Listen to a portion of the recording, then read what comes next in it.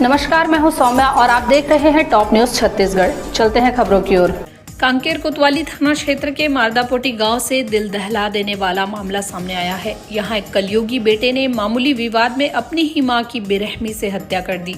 घटना 1 सितंबर के शाम की है, जब पुलिस को सूचना मिली कि ग्राम मारदापोटी निवासी द्रौपदी सलाम अपने घर में मृत अवस्था पे पड़ी हुई मिली। महिला के माथे में चोट के निशान थे और जमीन पर खून फैला हुआ था। पुलिस ने अज्ञात आरोपी के खिलाफ मामला दर्ज कर जांच शुरू की। जांच के दौरान ग्रामीणों और परिजनों से पूछताछ की गई, जिसमें संदेह छोटे बेटे अनु सलाम पर गया। जब पुलिस ने कड़ाई से पूछताछ की तो आरोपी ने अपना जुर्म कबूल कर लिया। उसने बताया कि बड़े पिताजी के घर नया खाने नहीं जाने की बात पर मां बेटे के बीच झगड़ा हुआ था। गुस्से में आकर उसने लाठी डंडे से हमला किया और फिर साड़ी से गला दबाकर मां की हत्या कर दी। पुलिस ने आरोपी बेटे अनु सलाम को गिरफ्तार कर न्यायिक रिमांड पर जेल पर भेज दिया है।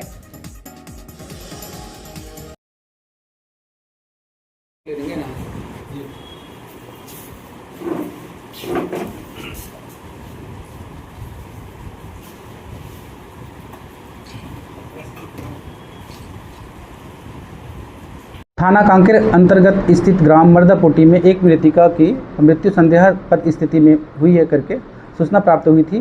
सूचना पर थाना कांकेर में प्रथम दृष्टया हत्या प्रतीत होने पर उसमें मर्ग कायम करते हुए अपराध भी कायम किया गया।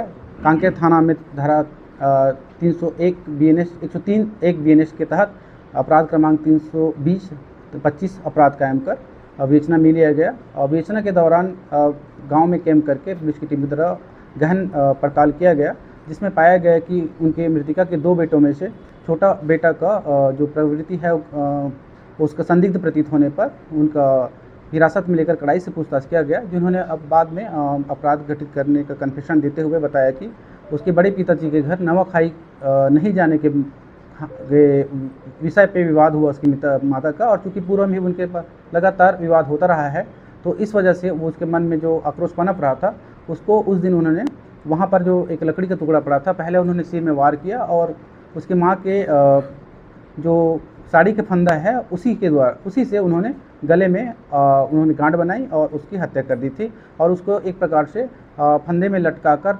आत्महत्या का रूप देने का भी प्रयास किया गया था। पुलिस के द्वारा गहन पड़ताल और बारीकी से पूछताछ पर यह तथ्य सामने आया है। आरोपी को हिरासत में ले लिया गया है और उसको न्यायिक रिमांड पर भेजा जा रहा है। तो ये था अब तक का खबरों का सिलसिला। आप बने रहिए हमारे साथ टॉप न्यूज छत्तीसगढ़ पर।